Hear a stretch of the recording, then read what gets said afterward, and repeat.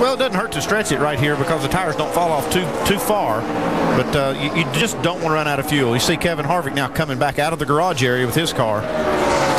Heartbreaking day for Harvick after having what we believed and he believed might have been the car to beat here today in the garage area. Now he's coming back on the racetrack, being shown about 54 laps down. And you talk about Vickers staying out there and taking a chance. He's really not, as you said, and because the tires aren't falling off. He's running. He's not losing a lot of time like new tires do at a lot of other places where you put them on. So, they could actually put themselves in a great position here as long as they possibly can if a caution should come out. Yeah, if the caution came out right now, there's only 7 cars on the lead lap. And believe it or not, Jeff Burton is that 7th car that's on the lead lap.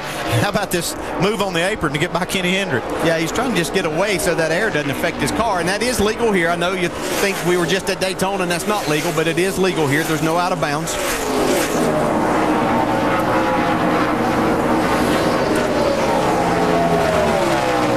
Here comes the 20 car back on pit road. He'd already served his penalty. Oh, he sped again as he made his penalty down pit road. So this is really going to hurt. And I can identify. I did that at Atlanta one time. You talk about being mad at yourself. Wow. That's just so frustrating. But here they took a car, looked like maybe capable of winning, and just trying to be a little too anxious. That was 4 car lengths past the line that time. This time it was 50.440, so 0.4 of a mile per hour fast. That's painful. And it doesn't matter if it was 50.04, it's going to be a penalty. Anything over that 50, they give you that 5 miles per hour for a reason, but you better not exceed that. Anything over that, you're going to get it. NASCAR doesn't give you a warning. They write you a ticket and make you come back in. Yeah, we just heard Trent Owens calling his car in. The 32 car is going to pit this lap. Probably see Brian there. He's right behind these guys. He's out of it a little bit. He probably got slowed down there a little bit. This is going to cost him a little time right here behind this 26. I'm sure he would like to have been in front of these guys, but got to take what you've got here. Yeah, but he has some cushion. That will leave Jason Leffler as the leader. Dale Earnhardt Jr. in 2nd position. Final stop of the day for Vickers, the former series champion, coming down at 45 miles an hour. And he's pitted about 2/3 of the way down. There is the left side of your screen. There is Leffler, who is the leader. He only needed to come in the next 3 or 4 laps. Dave? And Brian Vickers slides to a stop. He is inside his pit box. He said that last adjustment you made was great. Can you do it again? Trent Owens, the crew chief, said no, it was a spring rubber in the right rear. We can't take the time or the chance that we don't get it in. So they're going to try to loosen this car up with air pressure. 4 fresh tires go on. Lug nut off on the left front. That'll cost them some time. And they did not get it back on. The NASCAR official pointing. They'll have to return to pit road. It has been a great points day. It's been a great points day for Jason Leffler in this 38 car. They are going for 2 tires only on this stop, guys. Fuel for the 38. Jason Leffler said earlier in the race that this is the best car he's had in Vegas. Mike.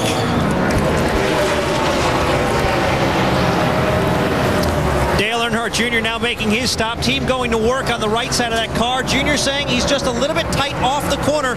Pretty good everywhere else. So also go up a half a round on the track bar. Just trying to free him up. A 4-tire change. 2 cans of Sunoco race fuel for Dale Earnhardt Jr. in the 5 car.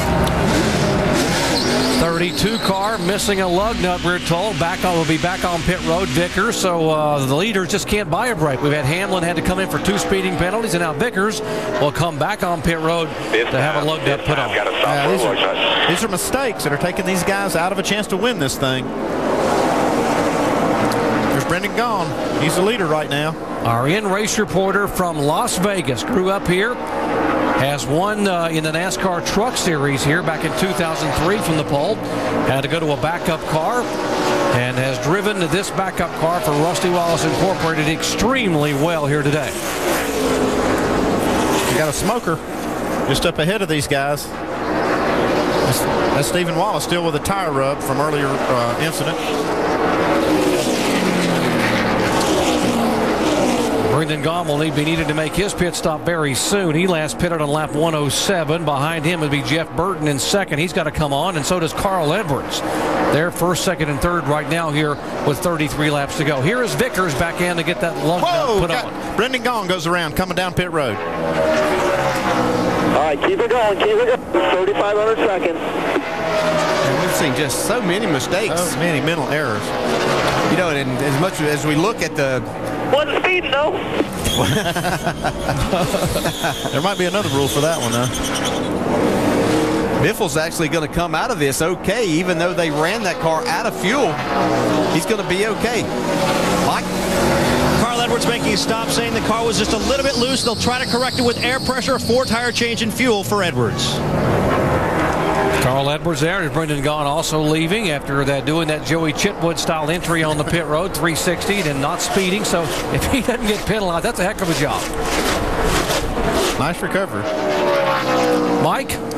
And a war-torn Chevrolet of Jeff Burton hits pit road. They'll go to work on the right side of that car, but lots of damage still on the left side of that car. Remarkably, he's been able to run some pretty competitive lap times. Still, they're taking their time, making sure this stop is completed properly as Burton now pulls away. Burton is down pit road, and now the 60 car of Carl Edwards, too fast on exit. He will come down for a pass-through.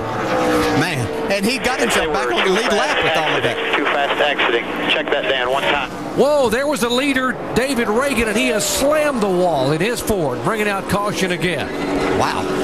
This is too much going on. It's just almost too much to keep up with, but you deserve a lot better. The pit stops did cycle out right there, all the green flag stops. Greg Biffle's now the leader. That's too bad for David Reagan. He's got some heavy damage on this car. His car had been damaged before. They had done such a great job down there getting it repaired. Mike Kelly and the crew, and Reagan was being shown as the leader. Don't know if he was trying to get on the pit road or trying to get in position to come down the pit road. He'd already been there, so let's see what happens here. That car just gets loose. It's like we've seen other cars do today, right through that corner. That's a hard hit. David was able to drive away from there.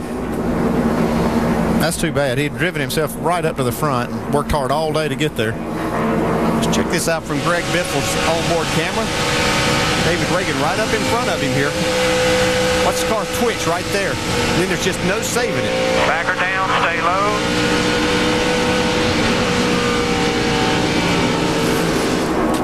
Here you see Brendan Gaughan he just barely made the commitment cone, but a little bit out of control trying to get there. He was wrong about it. He said he wasn't speeding. He was speeding coming in also. So, but a great job of not hitting anything. And he wants to start at the end of the longest line, as does the 60 car, Carl Edwards. So both the 60 and 62 go for speeding. They will be at the back of the field when we go back to green flag. Working caution for the 10th time. Less than 30 laps to go. Greg Biffle is the leader. And how about the rookie, Justin Allgaier? Can he get it done? Wow. Would that be impressive? Back in a moment.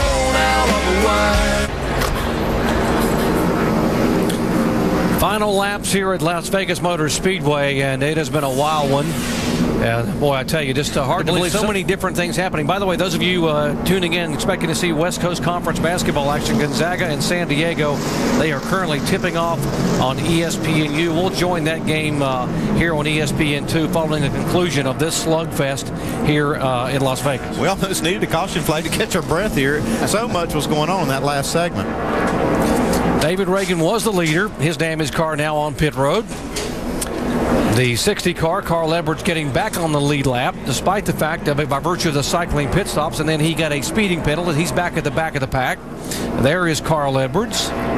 Huge break for the 60 car there, though, to be able to serve this. Well, the second place car is rookie Justin Allgaier. His family from Riverton, Illinois. Let's visit. Jamie. And we're meeting everybody for the first time. Ashley, his wife, of course, is Dad Mike. Dad, you've been there for a while watching your son now. What is this moment like for you right now? And do you think that he can get this thing done and go to victory lane? I'm nervous right now. He's doing a great job, and just praying he keeps it up and God watches after him. Ashley, how about for you as the wife watching? You've seen him lead races, but never at this level. Of course I'm nervous, but I know he has a good head on his shoulders, and if he has a chance, he'll take it. A lot of smiles, guys, and I know that the 16 is very worried about this 12 car. Yeah, he should be. that 12 car's been strong, and he's going to have a shot at it. What a day for Justin Allgaier. Folks, 45 years ago, back in 1964, this week, a 22-year-old who was a huge underdog, a 7-1 underdog by the name of Cassius Clay, knocked out the heavyweight champion, Sonny Liston, to become one of the all-time greats in heavyweight boxing. How about a 22-year-old here in NASCAR Nationwide Series competition trying to beat the heavyweights? Former series champion Greg Biffle right in front of him.